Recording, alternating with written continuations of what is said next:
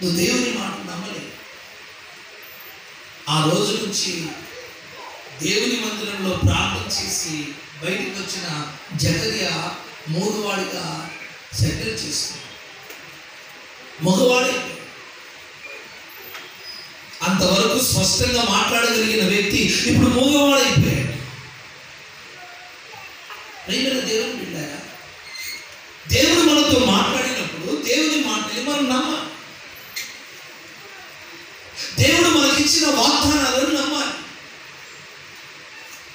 మనం ఉపవాసం ఉండి ప్రార్థన చేసిన తర్వాత ఆ ప్రార్థనను దేవుడు తప్పకుండా వింటాడని, తగిన సమయంలో వాటికి ప్రతిఫలం ఇస్తాడని మనం దేవుని యందు విశ్వాసం ఉంచాలి. విశ్వాసం లేకుండా చేసే భక్తి అసలు భక్తే కాదు. నువ్వు విశ్వాసం లేకుండా చేసే ప్రార్థన, నువ్వు విశ్వాసం లేకుండా చేసే పరిచర్య, నువ్వు విశ్వాసం లేకుండా చేసే ఉపవాస ప్రార్థన, నువ్వు విశ్వాసం లేకుండా పాడే పాట, చేసే ఆరాధన, నువ్వు విశ్వాసం లేకుండా దేవుని మందిరానికి వచ్చి దేవుని యొక్క మాటలు వింటూ నువ్వు విశ్వాసంతో ఏ పని చేసినా నీ జీవితంలో అపశృతే తప్ప ఆనందం, సంతోషం ఉండదు.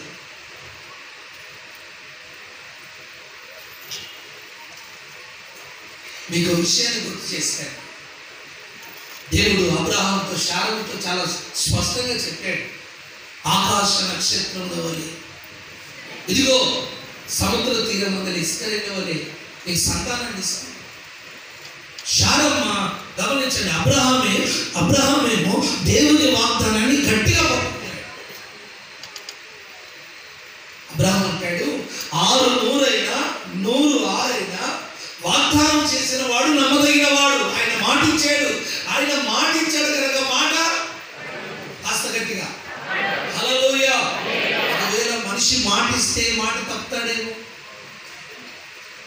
నాయకుడు మాటిస్తే మాట తప్పుతాడేమో, ఒకవేళ సేవకులుగా మేమేదైనా మాటిస్తే మేము తప్పుతామేమో. మనం ఆరాధించే దేవుడు ఒకసారి మాటిస్తే, ఒకసారి వాగ్దానం చేస్తే ఆయన మాట తప్పే దేవుడు కాదు. బైబిల్ చెప్తుంది, అతడు ప్రమాణము చేయగా నష్టము జరిగిన మాట తప్పడు. ఆమేన్, ఆమేన్, హల్లెలూయా. ఎప్పుడైనా దేవుడు నీకు మాట ఇచ్చి మాట తప్పాడా?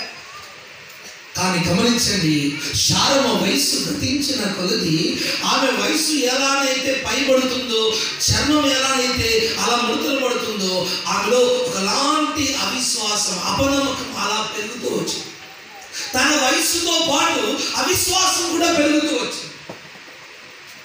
ప్రతిరోజు అబ్రహాముతో, భర్తతో, యజమానుతో అంటుంది, అయ్యా దేవుడు వాగ్దానం చేశాడు కదా, మనం నిన్న మొన్న పెళ్లి చేసిన 10 వారికి పిల్లలు పుట్టారు, వారి ఫంక్షన్కి వెళ్తున్నాం, వారి పిల్లలు ఎత్తుకుంటున్నాం, మనకైతే దేవుడు వాగ్దానం చేశాడు కదా, ఇంకెప్పుడు మనకు సంతానం ఇచ్చేది? నాకు చాలా విసుకొస్తుంది. ఇంకెప్పుడయ్యా అంటే అబ్రహాం చెప్తున్నాడు, శారమ్మ ఇంతకాలం ఓపిక పట్టాను కదా, ఇంకా కొద్ది కాలం ఓపిక పడితే దేవుడు తప్పకుండా ఏదో ఒక అద్భుతాన్ని చేస్తాడు. హల్లెలూయా. ఇంకెప్పుడయ్యా? చావు కాలం దగ్గర పడింది కదా, బీపీ వచ్చేస్తుంది, షుగర్ వచ్చేసింది, కిడ్నీలో రాళ్ళు వచ్చేసాయి, ఇంకా చర్మం అంతా ముడతలు పడిపోయింది, ఇంకెప్పుడు జరిగేది?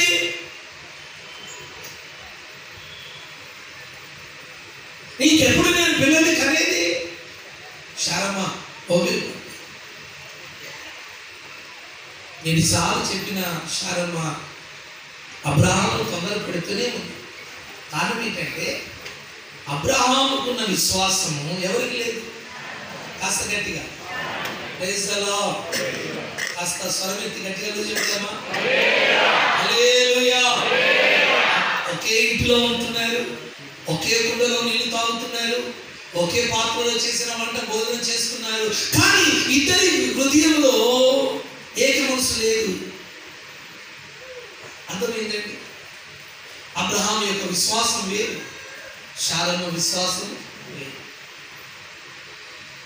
శారమ్మ మనసంతా కూడా దేవుని మీద నుంచి తొలగించుకొని తన మనసంతా ఎవరి మీద ఉంచేసిందంటే హాగరు మీద ఉంచేసింది.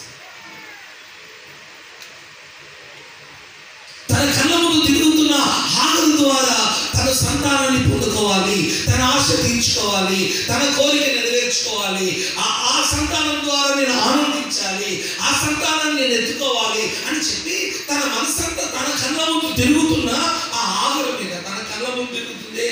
హాగరు వచ్చి చక్కగా యజమానురాలికి స్నానం చేయిస్తుంది, తలంటుతుంది, తన నూనె తింది, తల దూస్తుంది, కాళ్ళొత్తుతుంది, బట్టలు ఉతుకుతుంది. తన చుట్టూ తిరుగుతున్న హాగరుందే, తన చుట్టూ హాగరుందే, హాగరు మీద పడింది. ఈ హాగరు ద్వారానైనా నేను సంతానాన్ని